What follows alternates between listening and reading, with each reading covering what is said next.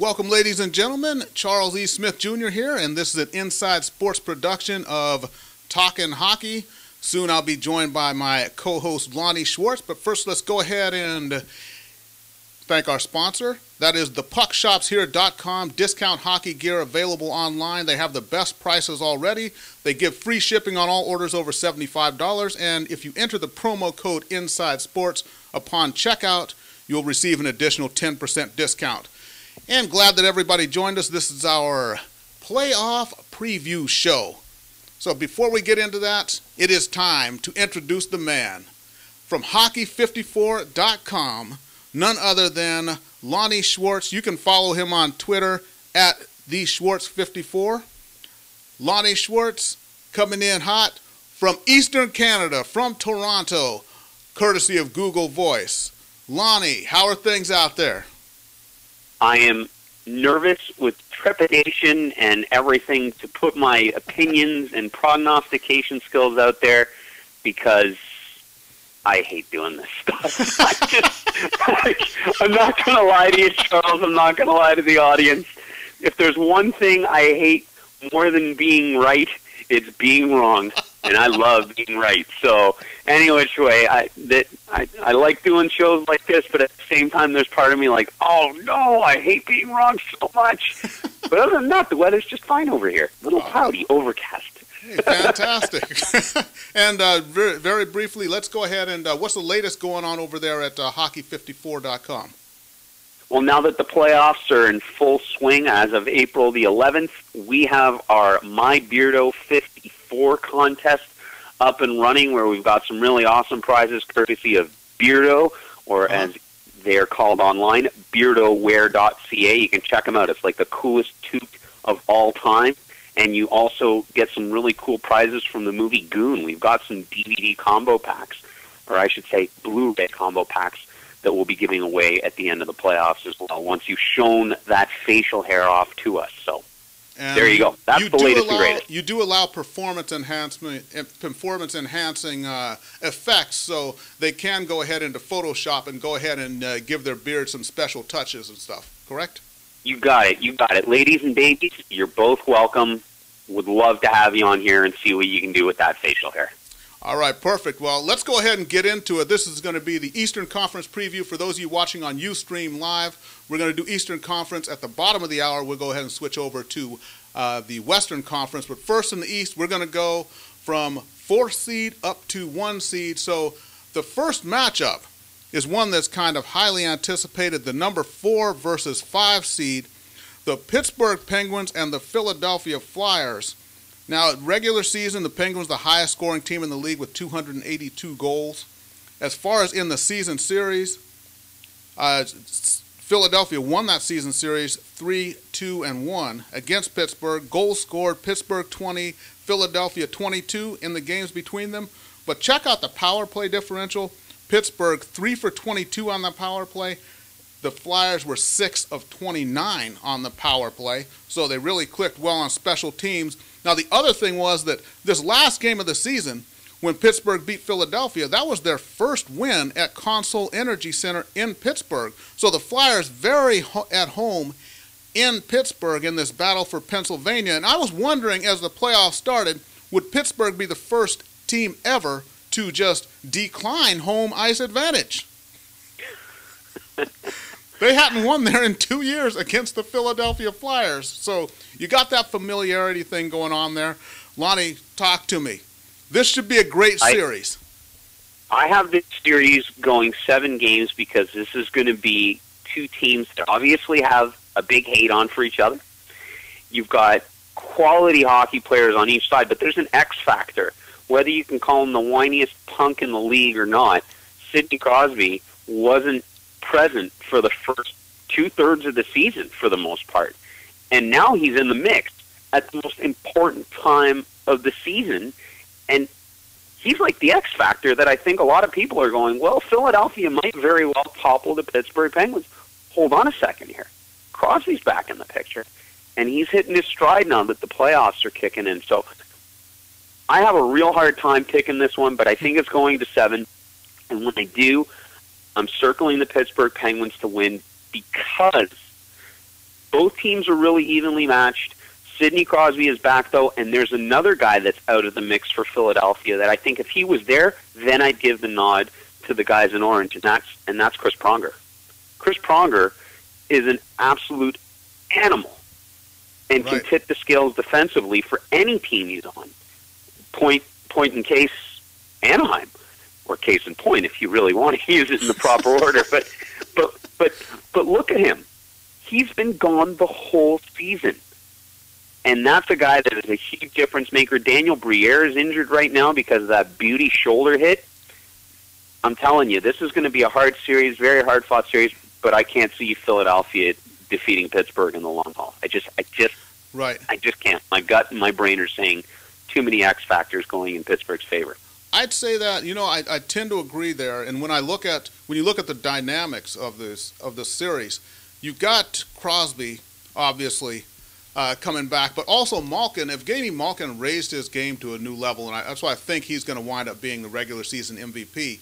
And he really took over. Now you got Crosby coming back, like you say, as the X factor and playing on a line with Pascal Dupuis and Matt Cook, actually able to make those guys good players. So I would say that when you look at the top tier scoring, Pittsburgh has the edge. But if you look at the overall scoring, even though, yes, Pittsburgh scored more goals, but I think that when you look at the depth of the lines, when you get into maybe the third and fourth lines, Philadelphia gets to even that up a little bit. I also would give Philadelphia a little bit of an edge on the blue line. Now, when you get down to goal, which could be the determining factor, you got Marc-Andre Fleury on one side, and you got the killer bees, Bobrovsky and Brizgalov, in goal for Philadelphia. Hopefully Brizgalov will be back from that ankle injury. So you would think that I look at Marc-Andre Fleury maybe making more big saves, and that being the key difference in the series and tipping that. I like it to go 7 as well, but I'm going to go with an intangible here, and that is that Philadelphia is so comfortable playing in Pittsburgh. And I think, and when all is said and done, even if it goes to double overtime of Game 7, I like Philadelphia coming out of this series. And, it's a shame that one of these two teams has to go out in the first round of the playoffs. Well, they were both picked at the beginning of the season by a lot of pundits out there to be representing the Eastern Conference. So, again, you throw your hands up in the air. We're both on the same page that it's going to go the distance, but I just think when you pointed out that Marc-Andre Fleury, he's a big-time goaltender. Big-time goaltender, and he's already got himself a cup. Brizgalov has been shaky in the playoffs.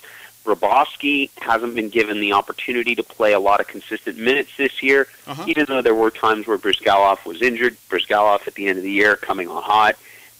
I don't know. I just think that Sidney Crosby and Gino can play in the playoffs. Right. I mean, if you thought he was a beast during the regular season, this is a guy who just can turn it up to even another level during the playoffs. So I don't know. I just think there's too much going on in Pittsburgh for their team to just not overcome the orange. If Pronger was there, I might sway my opinion a bit more, but it's Pittsburgh to me. All right, perfect. So first game we pick and our first disagreement. So there we go. You're on the record with fighting Pittsburgh. Words, Charles. Them's fighting words. All right. So you've got Pittsburgh, I've got Philadelphia in that series, and again, I've got Philly by the narrowest of margins here. So it's going 7. So let's go ahead and 7. We'll go to the 3 versus 6 matchup, and we're looking at the Florida Panthers, who won their division. They're back in the playoffs for the first time since 2000. The Florida Panthers, 94 regular season points, going against the New Jersey Devils, who had 102 regular season points. And if we look at the regular season series, Florida did win the regular season series 2-1-1. Goals scored between the two teams, 11 by the Panthers, 12 by New Jersey. And power plays, Florida was 1 of 11. New Jersey was 0 for 11. So we look at it pretty even during the regular season. But when you get to the intangibles in this series, Mr. Schwartz, you'd have to say that kind of tips the scale in favor of one of these teams. I really think this is a perfect example of how the seeding system can get to the very last nerve of most hockey fans because there's a 6-point discrepancy right there right away, with the Devils being ahead, 102 points, and they're the underdog, seeding-wise at least. Right. And you've got, when you said intangibles, I mean, you've got Martin Brodeur, who's had a little more rest this year than he has in the past, and good on it. He's going to be 40 if they keep rolling in the playoffs. He turns 40 this May, and, I mean, this is, like we've said in the past, arguably the greatest goaltender of all time, fallen on some hard times in the playoffs as of late, but I see the team as a whole as being a really strong New Jersey team, a prototypical New Jersey team, but you've got Kovalchuk, who has been very good offensively, but also sound defensively this year.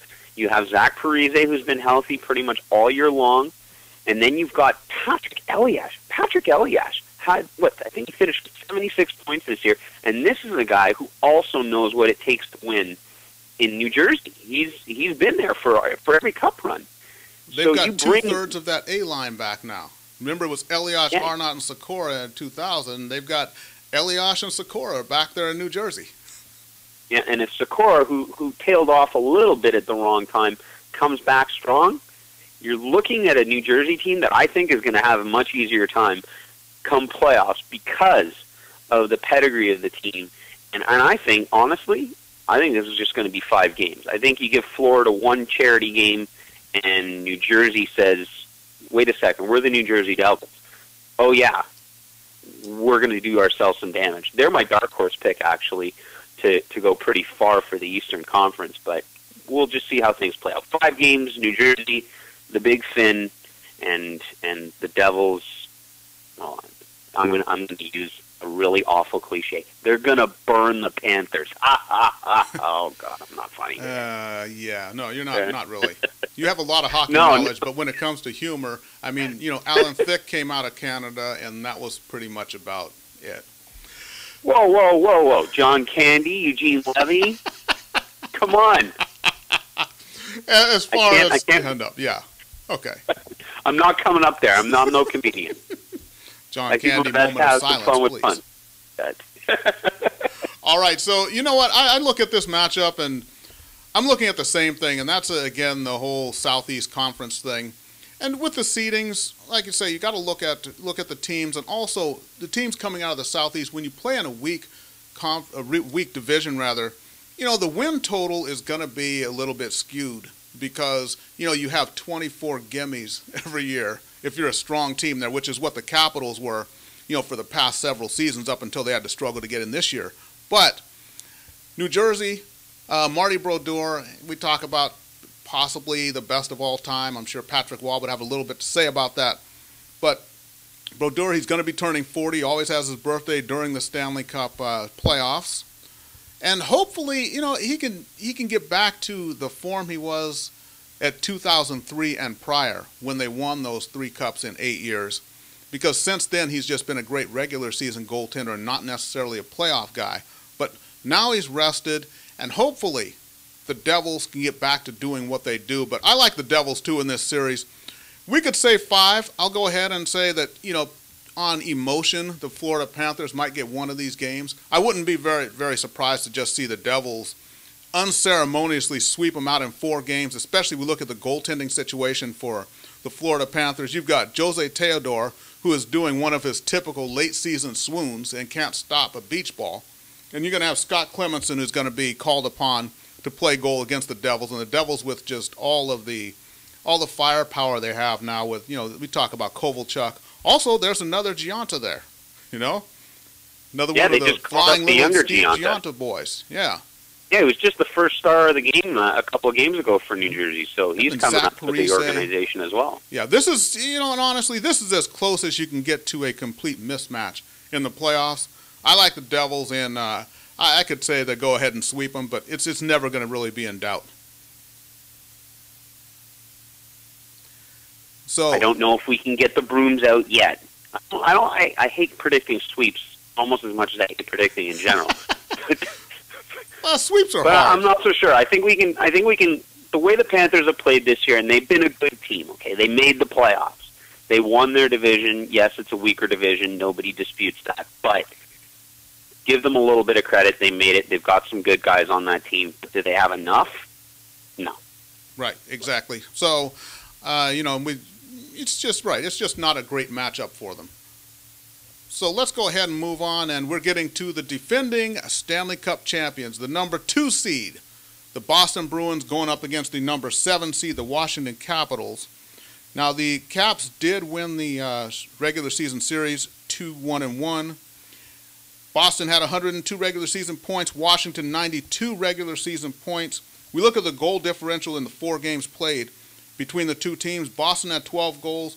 Washington had 13 goals. The power play pretty even again. Boston converting on 1 out of 8. Washington converting on 1 out of 6. That said, there's all the vital stats. Boston Bruins with home ice advantage versus the Washington Capitals, who recently are energized by getting Nicholas Backstrom back after he missed about 40 games with a concussion. The Boston Bruins are the defending Stanley Cup champions. There we go. I tip my hat to Captain Obvious and say, there you go. But that always bodes well. They had a lousy start to the season, but then come November, these guys were hot. They were the hottest team in the league. I think they lost all of 1 game in all of November, and they've played pretty well since. And you've got Tyler Seguin, who's not even on the bubble anymore. Right. This guy's going to be playing a full playoff series.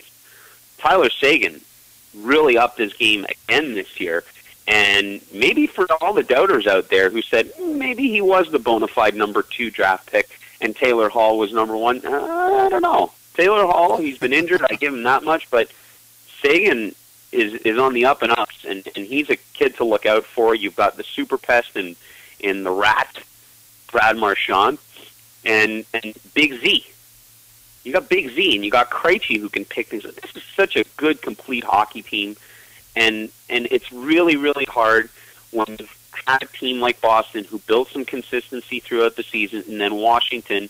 The thing that you have pointed out is that they've got Backstrom back, but they've been inconsistent all season long, and perhaps, just perhaps, because we talked about this a few weeks ago in regards to San Jose, maybe that's the thing you need to come into the playoffs with, is that mentality that we've struggled, it's our second chance, and we can go ahead and forget about the regular season and just really put together a good playoff run. But there are just so many weapons in Boston that I can't see the Washington Capitals topping the defending Stanley Cup champions. I see it going, again, I've got that number, because you have to throw those out there. You're not an expert. You can't throw out a number. I think Boston's going to just turn this one around in 5. Yeah, and the other thing is at the worst possible time they've got goaltending issues also in Washington. Michael Neuwirth with that leg injury, and you got Braden Holtby, who's going to probably have to, unproven. Right, he's probably going to have to carry the load. And then if we want to get it down to goaltending, you got Tim Thomas on the other side, who accomplished the Triple Crown, of course, last year with the Vezina, the Conn Smythe, and the Stanley Cup. So you can't. Someone may topple the Bruins, but it's not going to be a team like the Capitals to topple the Bruins. They're too strong, too deep, too much experience, too much heart. And I think it'll be entertaining at times. Ovechkin's starting to play better. Like I said, Backstrom's back. So it'll be a little bit more of a challenge. But Semin will disappear, and Mike Green hasn't done much of anything since he returned from his injury. And those are your big guns and big stars. John Carlson just took a huge drop off from last year. Tell me about it. I took him in my pool this year. Johnny, you listening? I'm not happy. I'm not happy. You owe me $50. Lonnie, I was trying to build a little bit of suspense here, but I've got Boston. Yeah, Boston in 5 sounds about right here. I really can't see the Capitals having anything for the defending champs. So we'll both agree. We'll say Boston in 5. I don't think Boston will sweep them because Washington has enough offense that they'll get one of those games. One of those games they'll come out, everything will be clicking, and they will beat Boston. But I like Boston in 5 in this series. So let's go ahead and get down to the number 1 overall seed in the Eastern Conference. the New York Rangers with their Vezina Trophy candidate Henrik Lundqvist between the pipes, playing the Ottawa Senators, making a return to the playoffs. Let's go over the vital stats here. The season series, Ottawa did win the season series 3-1. Rangers had 109 points on the season. Ottawa had 92 points. When you look at the goals scored in those 4 games, the Senators 14 goals, the Rangers only 8 goals in those 4 games they played. And look at power plays, Ottawa 2 out of 10, the Rangers 2 out of 13. So is this a case where, you know, some teams there's matchup problems. Do the Senators just have the Rangers number? Or is there, you know, a little bit more going on here? Is this just an anomaly, this 3-1 for the Senators? Talk to me. I think it's a bit of an anomaly, but if we're going to go in the long run of battling back and forth in a series, and I think this one's going to go 7, because Ottawa does have some tools. But overall, I think Henrik Lundqvist is going to signal his announcement that, yes, I am going to be the reigning Vezina guy now. Thank you very much. Tim Thomas, you've been great, but your best years aren't exactly ahead of you. Like Lundqvist is what? He's 30? Right. Henrik Lundqvist he's young. Henrik Lundqvist is a young guy ready to take the torch and run with it, and this is his opportunity to prove it. You've got Tortorella with Richards again. Last time these two guys were together during a good playoff run, one guy won himself a Conn Smythe, and both of them had the, you know, well, got the joy names of lifting the Stanley Cup. So I think the key to the Rangers is Gaborik showing up. If Marian Gaborik shows up, this could be a walk, because he's been amazing this year. And Richards, in some sense, has been a bit of a disappointment, but this is his time of year. He's, like we said, he's a Conn Smythe winner. Right. So I think there are a lot of factors that go in the Rangers' favor. Do they have the offensive defenseman like Ottawa has in Carlson?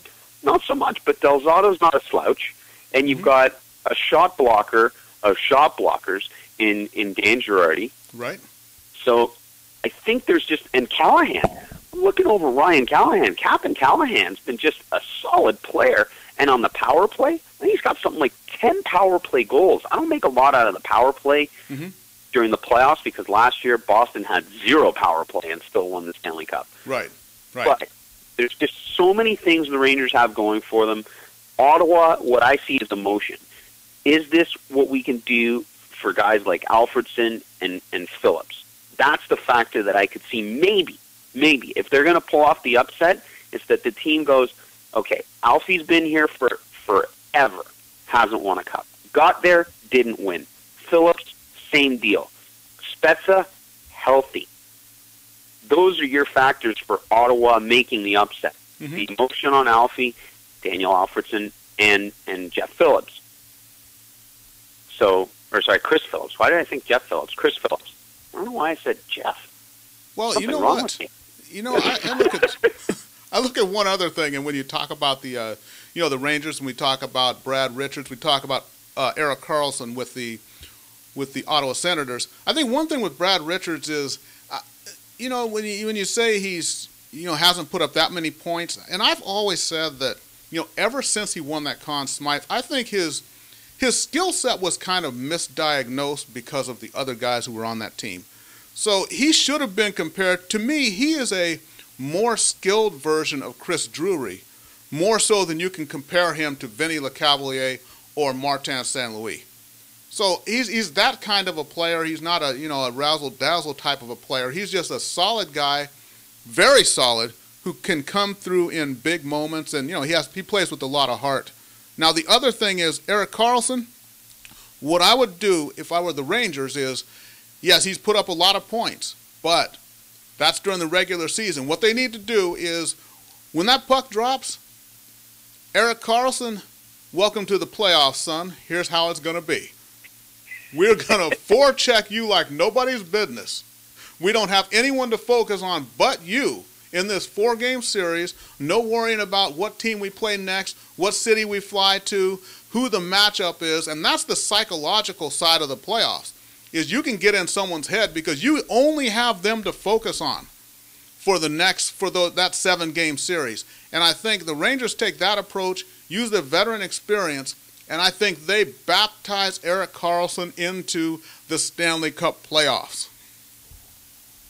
And it's a good point you make, too, because I think we mentioned this, again, a few weeks ago on this show, because we do that here, is that Karlsson has been prone to making some cough-ups at the blue line at costly times, and his back check. We were talking about this in respect to Pietrangelo being a right. Norris Trophy candidate over Karlsson. And Karlsson, yes, he's dynamic, he's got great offensive skills, and he's a good defenseman. Almost, I would say, great. He needs to prove that a little bit more long-term. Sure. But if you can force him to make those mistakes at the blue line, like other teams have made him do throughout the season, okay, it can cost big at the worst possible times. And that's game changers, baby. That's what makes series a lot of times. You let in that one bad goal, you let that opportunity fly past you at the blue line, and, you know, you're kissing momentum as you're trying to chase it. And it's not going to happen. Exactly. So, you know what, let's go ahead and just briefly review everything here. Now, we look at the first series, that is Pittsburgh versus the Flyers. And you've got Pittsburgh in 7, I've got the Flyers in 7. I think we can both agree that's going to be one heck of a tough series, but we both have our little intangibles that we think is going to tip the scales in favor of the team that we picked. Then we look at Jim Ross would say it's going to be a slobber knocker. Exactly. And then, you know, the Florida Panthers against the New Jersey Devils. We both have the Devils. Not too much drama there. Boston and Washington. Again, you know, Boston being the defending champs. A little too much for the Washington Capitals. And then the series we just discussed, New York Rangers against the Ottawa Senators. You've got the Rangers, you've got the Senators, though, pushing them to 7. Is that right? I think they're going to push them to 7. I think really it's going to be a strong, hard-fought series. We can't discount the emotional ride that can be going on for Ottawa, what with representing their captain. But I think 7. I think they're going to push the Rangers, but the Rangers overall are just too much. All right, perfect. And I also agree with the Rangers. I think, you know, and the way the Rangers, you know, Henrik Lundqvist with a little bit of a shoulder injury recently that he got against Philadelphia. Hopefully it's not serious. I don't think it is. So, yeah, I think Rangers more like I'll give it to them in 5 or 6, even though they had trouble with Ottawa during the season. But I like the Rangers in 5 and 6 to go ahead and bear down and get this thing done. Okay, so we're coming up against our time limit here, and everybody who's watching us live on Ustream, just go ahead and stay tuned because we're going to break down the Western Conference here in just a moment. So, Mr. Schwartz, I shall bid you adieu for the moment here. And we'll be right back previewing the Western Conference. How do you like that for a team? Was that dramatic enough? It was very good, man. So here at Inside Sports, we're changing the world one sport at a time. Today the sport is hockey. You can follow me on Twitter at The Inside Sports. You can follow Lonnie on Twitter at TheSchwartz54. And if Lonnie makes some kind of crazy hockey prediction, go ahead and call him out on Twitter. He likes that sort of thing.